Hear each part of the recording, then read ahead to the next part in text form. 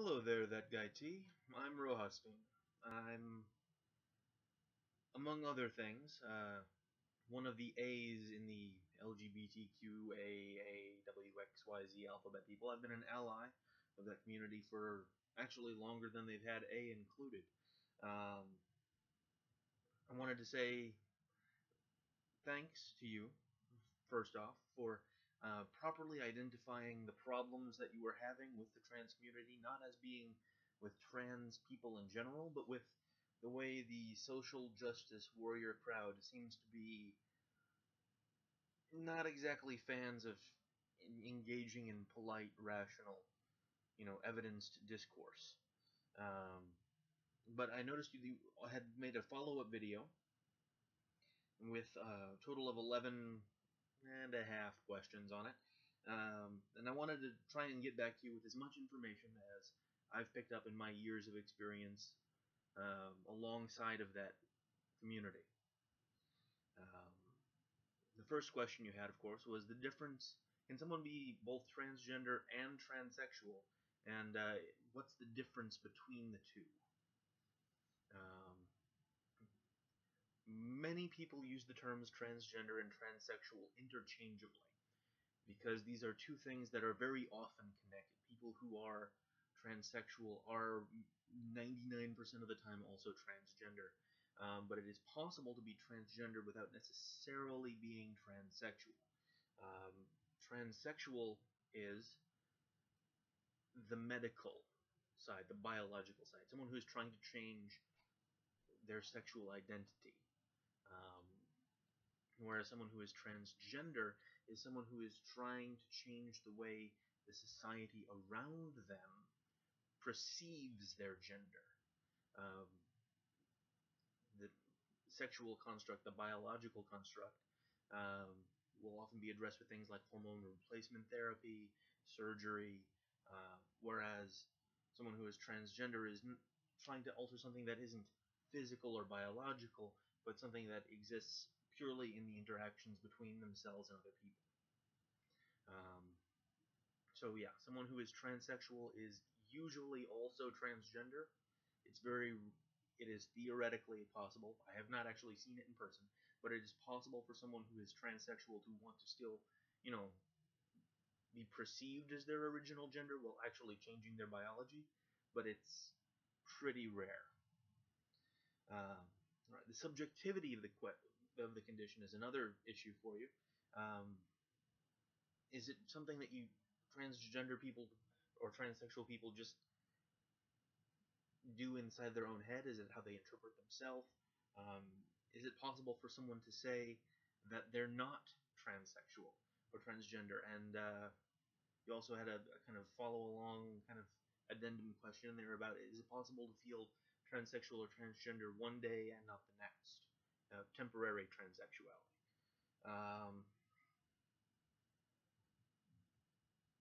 I have seen a lot of different reading in two kind of main different ways that this is interpreted.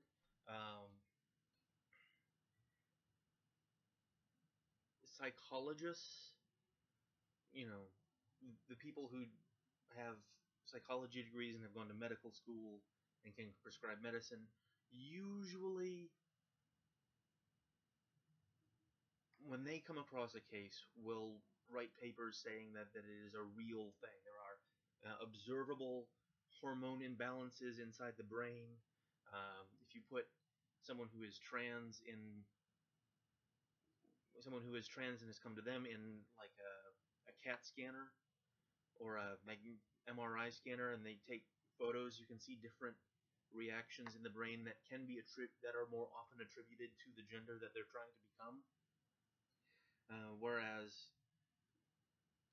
the psychoanalysts, the people who have, the slightly softer scientific psychology degrees, often view it as a thing of personal perception. And generally on a case-by-case basis, whichever one you wound up going to might be a reflection of internally how you're getting to that space of being transsexual or transgender. There is physical, real-world evidence that people who are trans are different, but not everybody who is in that trans space, that trans in that transitional part of their life, necessarily has those uh, physical signs going on. And is it possible for someone to say that they're not transgender? Of course, and we're going to get back to this when we come to question 3, but I'm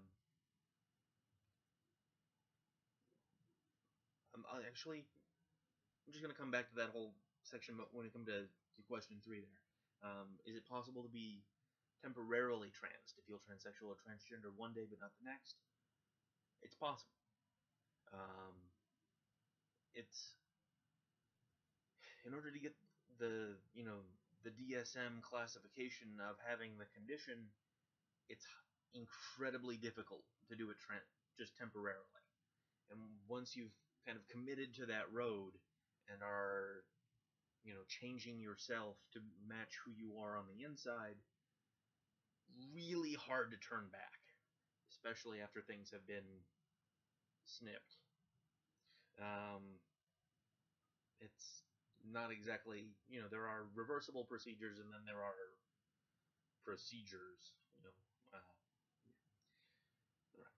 Question 2.5, is it possible to tell if someone isn't trans? Again, yes and no. Some people are, for lack of a better word, trolls, and they will use a claim of trans identity as kind of an emotional shield, a way to keep trolling longer. You can't say that because I'm trans, when they're just being jerks. Not really kosher, but it's a thing that happens.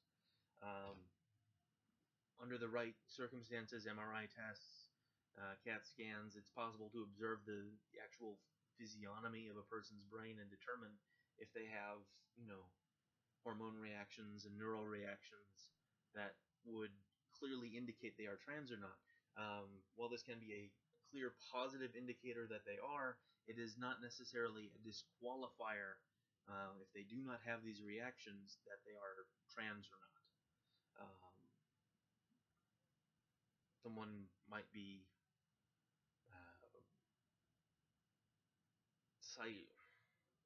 psychoanalytically trans, like their psychology is trans, but their biology just isn't there. All right. So the big question: the no true Scotsman fallacy and the trans community. Is it possible for someone to? Does anyone have the right to tell someone that they're not trans? And this goes back again to question 2. Personally, I'm also a libertarian, so I believe, freedom of speech. Of course, people have the right to say that someone is trans or not. Whether or not this actually reflects reality, kind of hard to find, is a much harder thing to find out.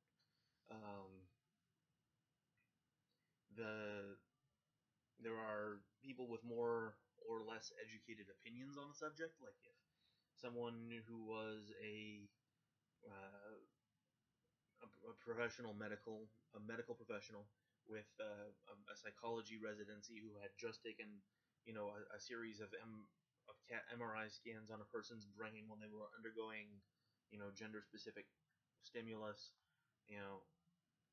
I would probably go with their opinion just a little bit more than random person on the internet.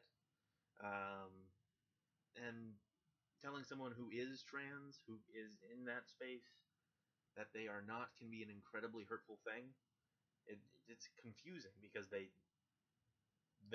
reality that they perceive is that I am this way, and having someone going along and tearing at the fabric of their reality it's a hurtful thing. It might be a necessary thing, but it's a hurtful thing. Imagining that someone came along and noticed you on the street. Hey there, that guy T. Did you know that you're not actually black?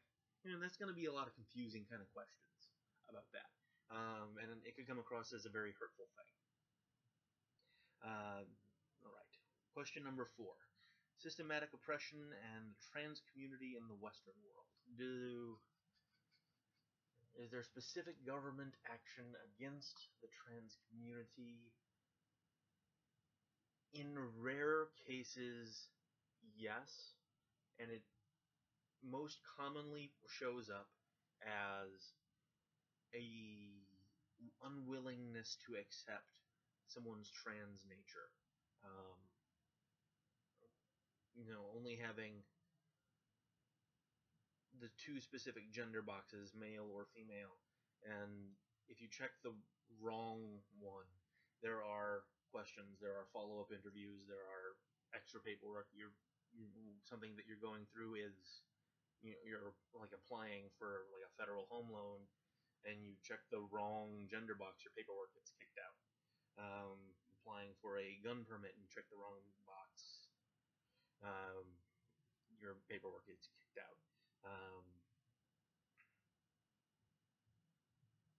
It is rare to find active oppression, rounding them up, putting them in prisons or concentration camps, forcing castration or whatever else on them. Though I've heard stories of things in South America that, oh, not cool, not cool at all, dude. Uh, as something of a side note, never ever go to prison in Brazil, ever. Um, Somewhat related to that, in question 5, if someone claims to be trans in court after having committed a crime and is being found guilty, into which segregated facility should they be assigned to serve their time? Ideally, from a trans perspective, it would be in the gender that they are moving towards. Like if they are male to female, ideally they would serve their time in a female facility because they'll be undergoing a lot of, still be undergoing the medical treatment, the hormone replacement therapy, and having women around to deal with women's issues like the hormonal changes that entails kind of a big thing. The way prisons generally do it when it comes to trans people and assigning where they're going is have they nether regions been transformed at all?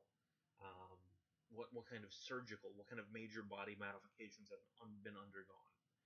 If someone has breast implants, not generally a good thing to have in prison because they present an area of weakness. Having getting into a fight and having one of them pop, and then you have a lot of saline floating around in your bloodstream can do uncomfortable things to the human body.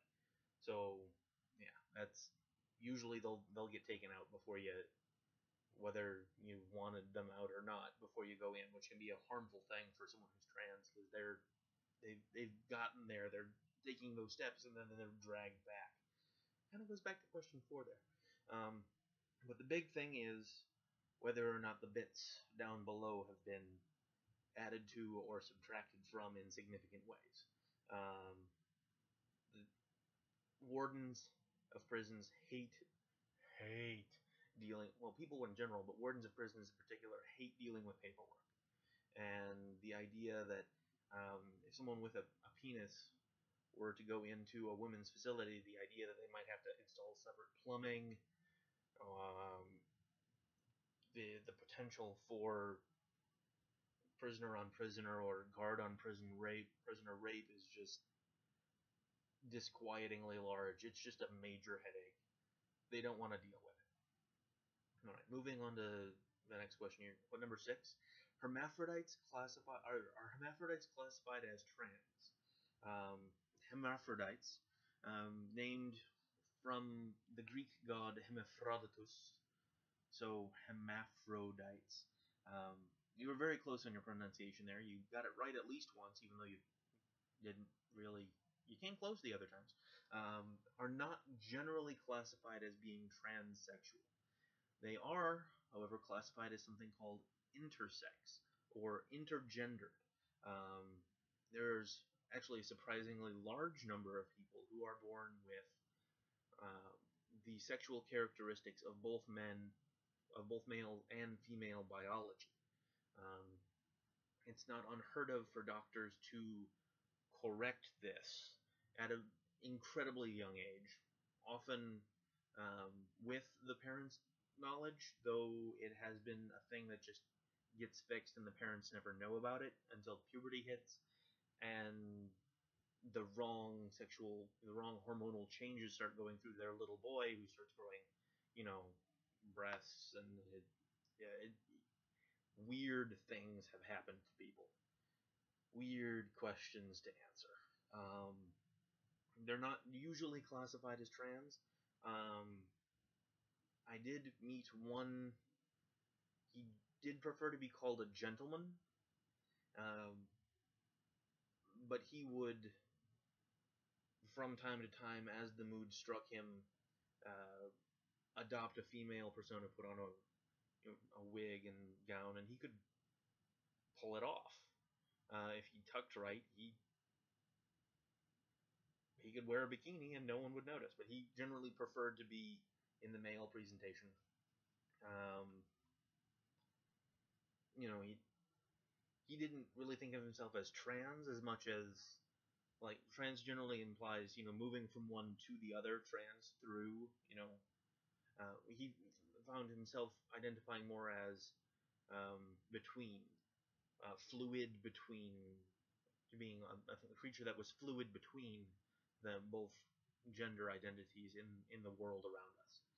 Um, Incredibly odd case, not statistically normal in any way. Um, Great guy. Yeah. All right, number 7, presumption and use of pronouns in public with strangers. You meet someone who is trans who you do not know generally in a public place. What pronouns do you use, or just not use any at all until they? The general rule of thumb is to use the pronouns of the gender that they are presenting as, um, especially in a public place where, if they're passing and you just caught that glimpse and you know that they're trans, it's generally considered rude to out someone. So you try and use the pronouns that they're presenting as, the socially acceptable pronouns for their presentation. If you do know someone privately and you've met them before and you know what pronouns they prefer, and it's possible to use the pronouns that they would prefer, go ahead and use those. But meeting a stranger, there should be no expectation that you're just going to know their preferred pronouns. So generally, the rule of thumb is go with what they present as. All right. Number 8. Why accept social justice warrior voices as community representatives?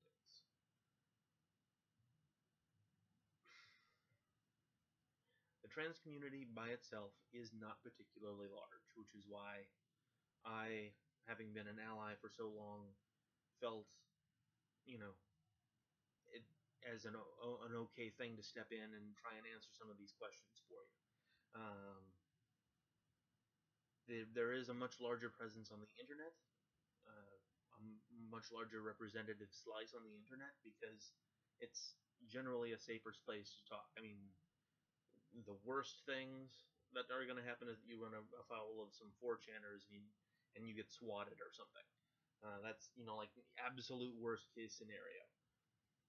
Whereas in real life, people can have serious interpersonal negative reactions to someone being trans. It's something that's not very common in real life. Most people don't know someone who's trans. So it's not something that's very often understood. And those things that we do not understand, we often fear, as disappointing as that is.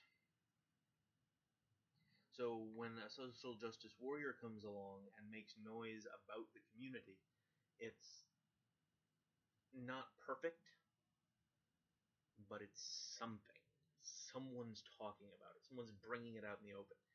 Someone, like Rev is causing someone like you to ask calm, rational questions, which is perfect. It's beautiful. It's wonderful. Um, it's also terrible because that social justice warrior vibe can come across real strong, and it can be really off-putting. But it's something. It's someone getting the voice out there, someone asking questions. And when the trans community is as small as it is uh, numerically in the great population of the world, it's better to have something than nothing. All right. Question number 9. How many more letters are going to be added to LGBTQUAA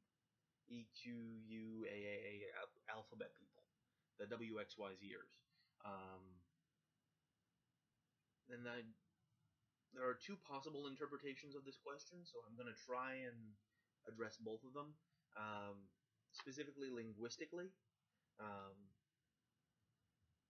LGBTQUAA, etc., is kind of a mouthful.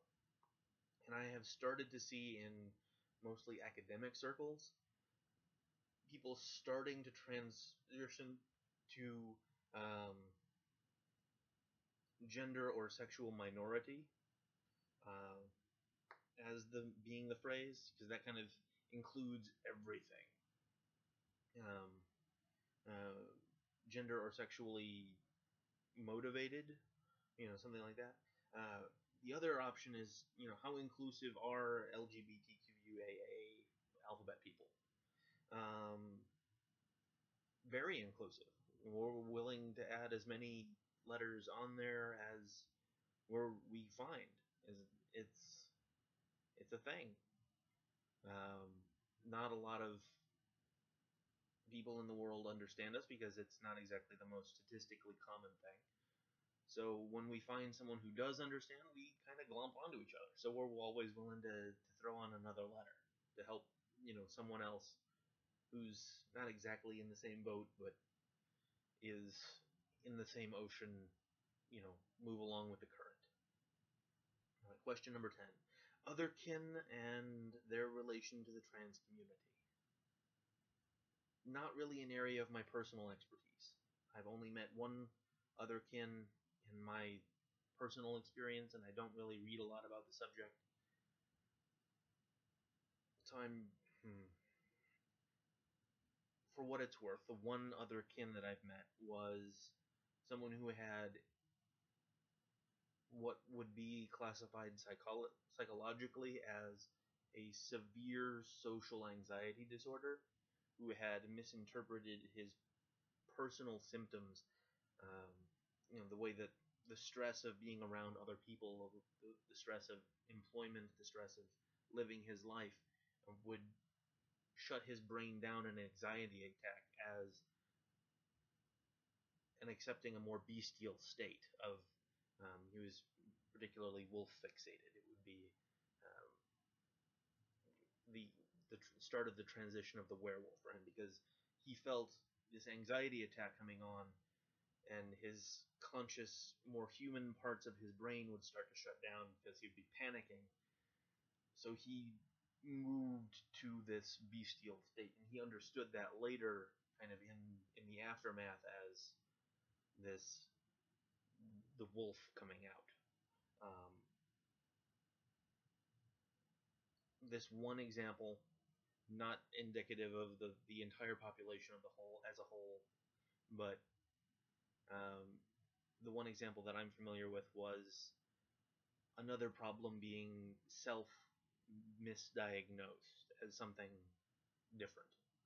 Um, Other than that, for one example, I have no familiarity, so please, huge grain of salt, like this big, with what I'm saying about other kin there. And the last question, what reasonable, rational steps can be used to create a more educated, accepting world around the trans community? And what you and I are doing right now is the answer. You're finding things out. and you're asking calm, rational questions, which is a beautiful thing. It is a wonderful thing. And the fact that I'm trying to come along and give calm, rational answers is my attempt to create a more educated, accepting world around the trans community. Um, Not being one myself, watching their difficulties, their struggles from the outside, it's a hard thing to do, just from what I've seen.